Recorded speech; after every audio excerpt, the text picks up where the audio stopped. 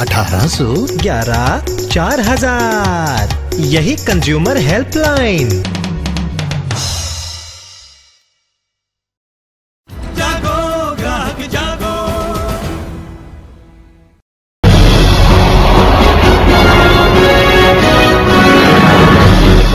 This is Face the Nation, broadcasting live from the CNN IBN headquarters in New Delhi with Sagarika Ghosh.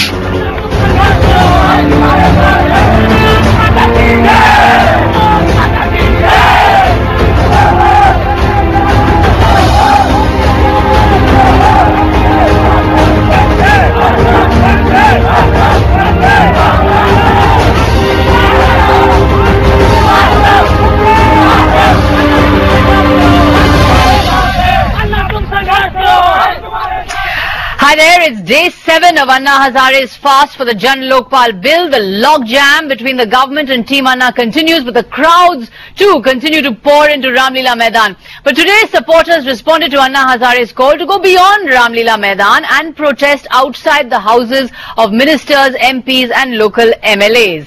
These pictures that we're just bringing you are from outside the homes of Union Ministers Kapil Sibal, Pranab Mukherjee, Delhi Chief Minister Sheila Dikshit and Sports Minister Ajay Maken. Police intervened and arrested protesters outside Sibal's house. They were taken away in police vans. Anna supporters are also protesting outside Parliamentary Affairs Minister Pawan Bansal's residence. Similar scenes were witnessed outside Salman Khurshid's house on Sunday. And there was embarrassment for the Prime Minister at IIT Kharagpur, where he was the chief guest at the convocation ceremony. Shashi Shekhar, a civil engineering student, refused to accept his degree from the Prime Minister in order to express his support for Anna's campaign. Another student came to the convocation wearing an Anna cap. CNN IBN's Priyanka Gupta spoke to some of those students. As Anna Hazare's fast enters its 7th day, he has found supporters even among IITians.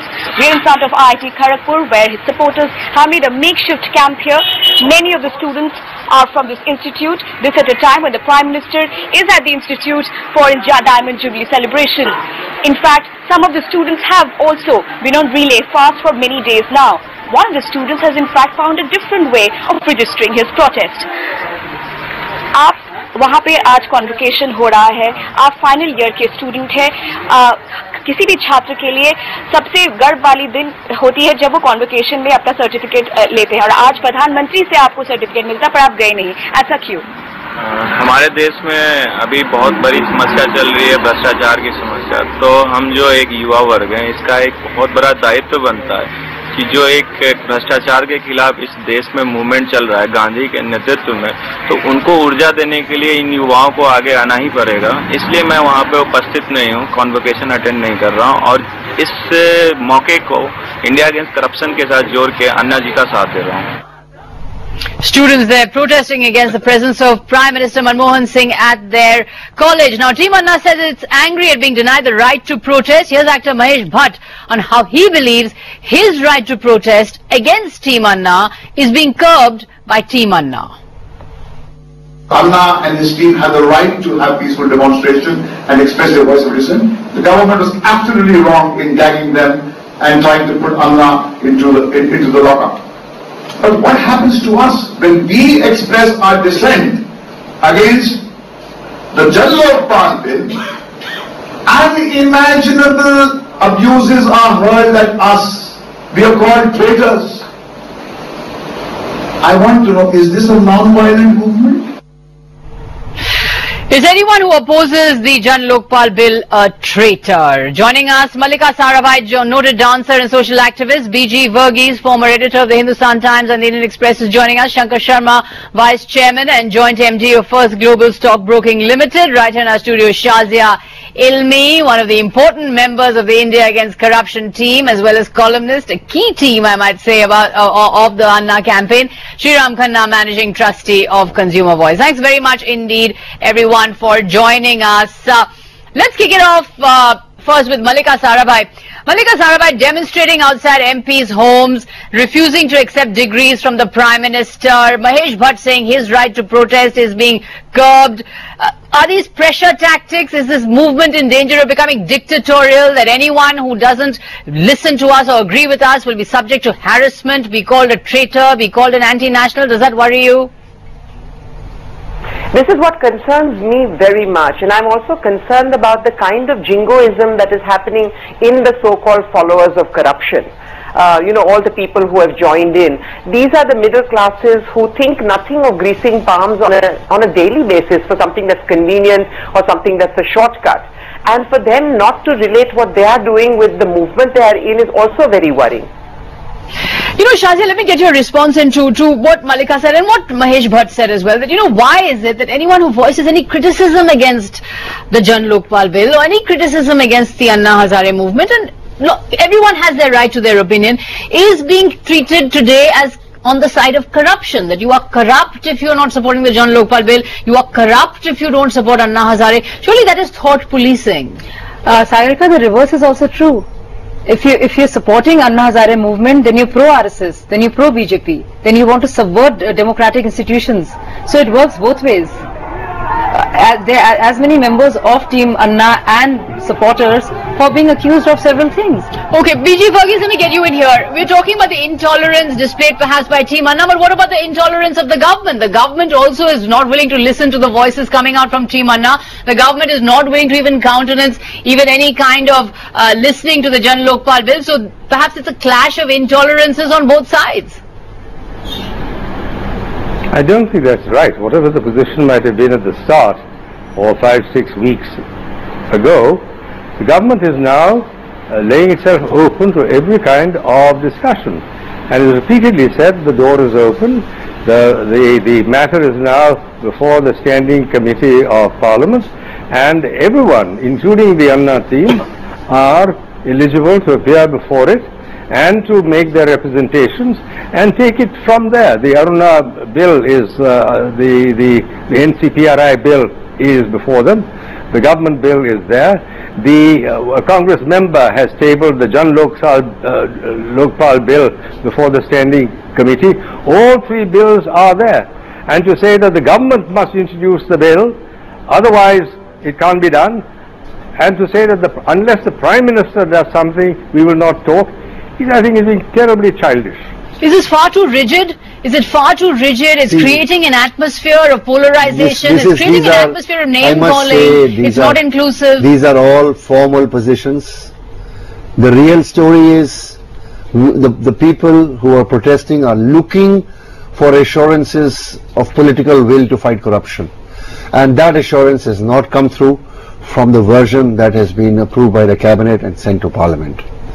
And that is why these but we're talking about the attitudes that are being displayed by Team Anna. We have the numbers, we have the street power, therefore you have to listen to us, you have to we are talking about the political will of the government and the leaders to fight against corruption. And these people who are on your screen are there because they feel disappointed that the government, which got a popular mandate, has not done enough to fight corruption, and that is why minister after minister, chief minister after chief minister have been sent out. But we're talking about methods here. We're talking about methods here. Are these methods, Shankar Sharma, hang on, I'll get you in just a bit. Are these methods bullying? Are these pressure tactics today? Demonstrations outside MPs' homes, students refusing to take their degrees from the Prime Minister? Are these just harassment tactics and bullying tactics? Do you find these lawless? You've called it in an earlier article, this is not Gandhigiri, this is Dadagiri. I completely stand by my position. I think this is complete dadagiri. We ultimately, I'm as much an Indian and a patriot as any of the people out there lighting candles and waving flags. And I feel very strongly about certain very bad laws, but that doesn't mean that I go and do a dharna and a fast unto death and stuff like that. There is a process by which you can get your communication across to the government. And I've never found this particular government to be intolerant of criticism. In fact, it has been highly tolerant of criticism, and for it to get accused of being anti-corruption, actually pro-corruption, I find that quite a travesty. I mean, if you have brought the right to information bill, I think that is as equally important as a Lokpal bill. Why on earth would a government that is in cahoots with the corrupt people would ever bring out a bill of that magnitude? And I find what is most ironical is that it's the middle class largely, whatever I've seen on television, going out there and protesting, as students. And both these categories are least exposed to corruption.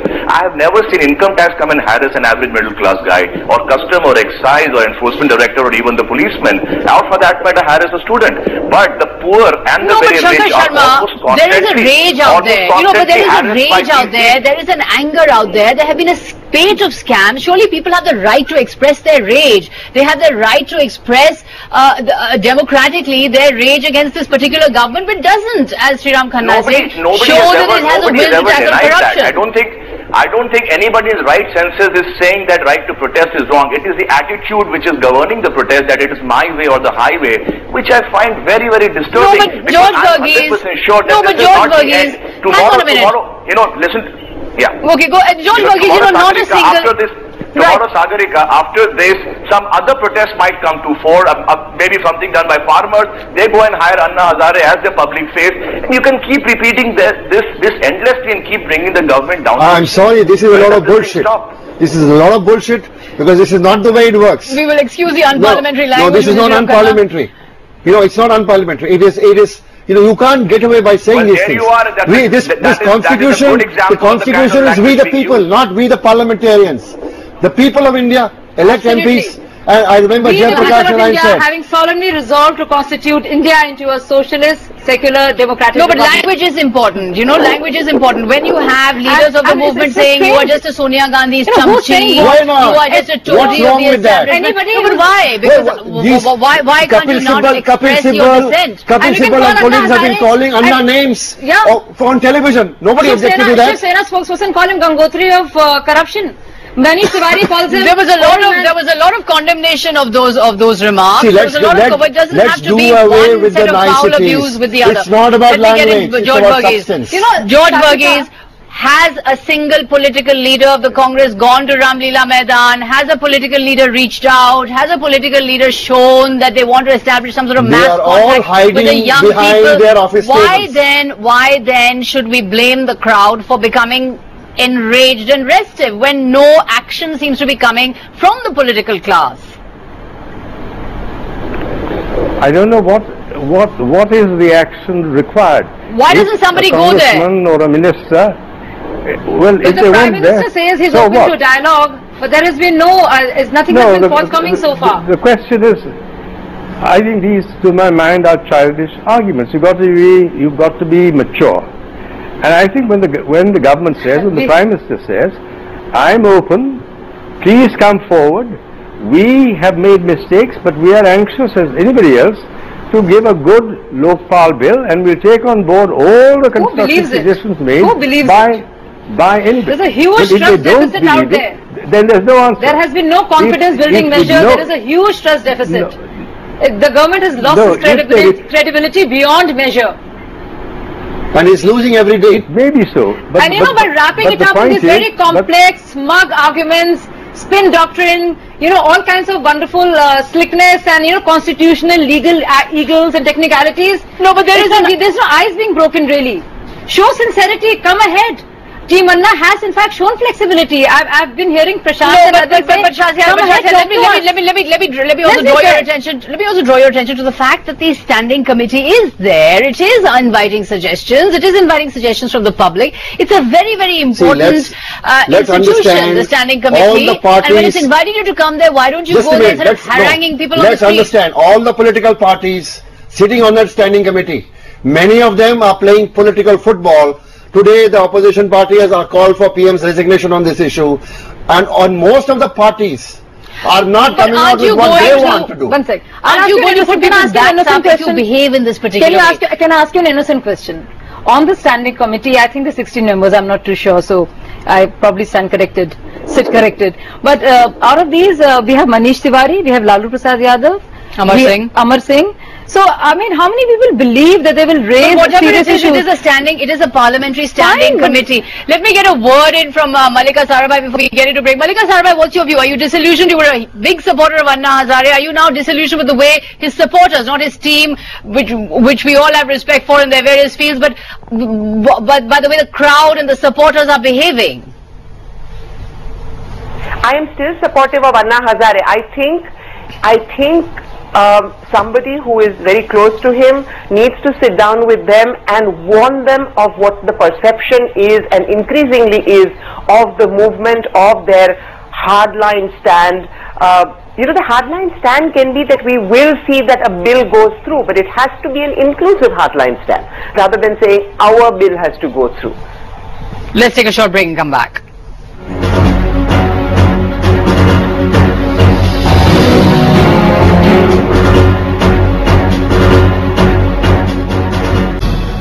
Here we face the nation, and the question we are raising is the Anna movement intolerant of dissent. Let's put that to Mr. George Varghese. Mr. George Varghese, the question being raised here by Sriram Khanna and Shazia Ilmi in the studio is that, this is an extraordinary moment. You need extraordinary means. You need street protests. You cannot let the momentum go away, because if you let it go now, the government is again going to put it in the cold storage and we're going to be back to square one. So this is the time not to give up. The stakes are too high. So therefore we can't go for a old, constitutional and formal arrangement. We have to take it to the streets. Do you buy that? I don't. I think these are all assumptions. But the counter questions I would pose, that people who have been built up into a state of frenzy. Little children of 6 and 7 and 8, I think that's the age group, they've also come forward. They don't know what they're demonstrating for. It's a big sort of picnic for many of them. One or two appeared before cameras and didn't know what to say. They were being coached by their elders. Now suppose something untoward were to happen to Anna tomorrow, day after. Who is going to take the responsibility? Will these same gentlemen and ladies who are goading him on to fast, are they going to take the responsibility, or will they say it's the government's fault? Because then Anna's choice, the dam will suddenly burst. And this is an extremely dangerous thing. It is the prerogative, it is the choice of Anna, and we have been very concerned about Anna's health, and I was in fact Prashant, Arvind, all of us, and there were many of us who've been asking Anna, and Anna says go ahead. I am fine the way I am, please do not think of me, I'm doing well. And though he's losing weight, we are all concerned, but he's appealing to the moral conscience. I must recall. But are you in control of this movement? Are you in control of this movement, Shazia? Are you in control of the thousands who have gathered there? Similar arguments were made when the Jayaprakash Narayan movement took force in the 1970s, and Mr. Varghese was on the other side of the argument as he stands today. But Jayaprakash he was in support of that movement. But Jayaprakash Narayan was an inclusive movement. He got all the parties together. Inclusive only he got later all the parties together. It became he went inclusive. To jail. He fought elections. No, that is the difficulty here is it's not inclusive. It became inclusive only after the political parties were isolated. I just want to say one thing. Either you're a status quoist or you're a Maoist. Okay, let me just put a question to you. Either you're a status quoist or you're a Maoist. Either you're a status quoist or you're a Maoist. Shankar Sharma, but the fact is that are we distrusting protest? Why is democracy is about taking risks? Democracy is about being on the streets. Why can't we push the box on protest? Look, what I'm concerned about is that, by making ourselves look akin to Egypt, we are not painting ourselves in any good light. And believe you me, and as somebody involved in the business of bringing a lot of foreign capital into the country, I'm very concerned that, all this is sending out a message that we are a banana republic, that the rule of law is going to be just being put aside to accommodate Mr. Hazare. What is the definition of a banana republic or democracy? It depends on which side of the political fence you're on. But there is a framework. Anybody who's part of the system, who's a beneficiary of the ruling party, has one thing to say, and everyone has to say quite the opposite. Team Anna is not the picture from the stock exchange is not the same as the picture from the young people who are frustrated. They are not stockbrokers, they are not investors, they are the common people of India for whom the constitution works. Is this a class war, or is this a war against corruption? Let me put another question to you. Let me put to you. Let me put to you. Have a different stake. Let me put to you. There was a photograph in the papers that came out today of motorcycle youth who were on motorcycles without helmets, breaking the law, breaking traffic rules. They were speeding through the police are free to chalan them. No, the police said we cannot chalan them because they're all shouting Vande Mataram and is that a defense against the law? This is just an excuse for not to implement the law. So are you violating the law? Are you not listening to authority simply because you're fighting an anti-corruption battle? Listen, the two are different things. If somebody breaks the law, the police should take action. Simple as that. But you can't blame 500,000 people for what 5 people do. And I don't agree with the argument that we are a banana republic. We have the strongest legal system.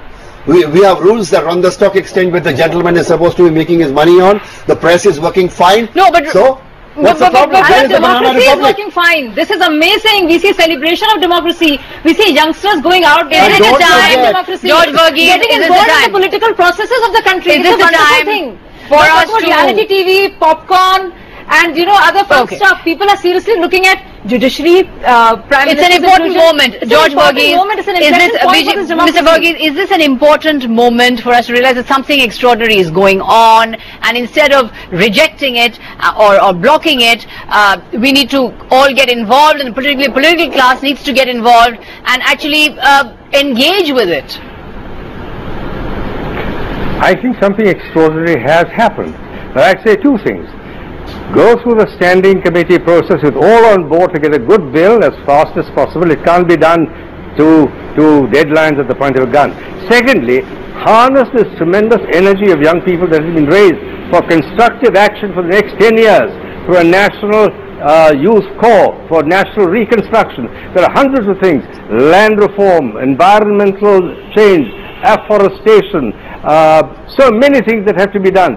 Strengthen NREGA, strengthen all the rights-based legislation that has come forward. Give it muscle. The National Rural Health Mission, I the think this will education, impact, and so on. this will impact Do that, and that will be a lawmaking wonderful processes. thing. See, I'd like to just add here. We'll reap the benefits of this Mr. for a long Mr. time to come. I'm quite sure of that. But Mr. Verghese is has that just what this mentioned. movement is See, about? unless Is it's this harnessed. movement positive, or is it just about It's street positive. anarchy? It's positive, but let me say, But Mr. then- Verghese has mentioned about the Standing Committee of Parliament.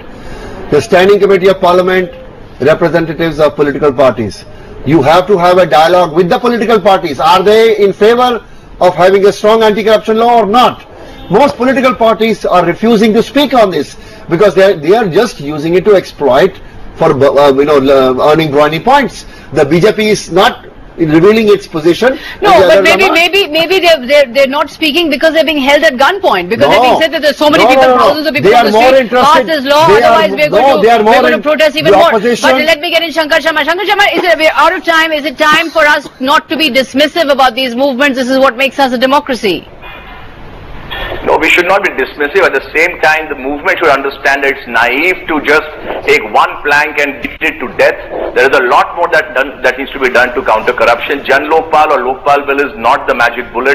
There are millions of other pieces that have to come into play. And Nandini Lekani was on your show, I think, a couple of nights back. I think he said it all as far as my position is concerned. And is it important? It's very naive to it. Right. It's a very naive position that the crowd is taking. Very naive. So are you selling? It's a No, very hang nice on, hang on. Thank God for such Sandhya, innocence. no, And it's a very clever Are you position selling that the a political drug? classes. Are you selling a No, happiness not at drug? all.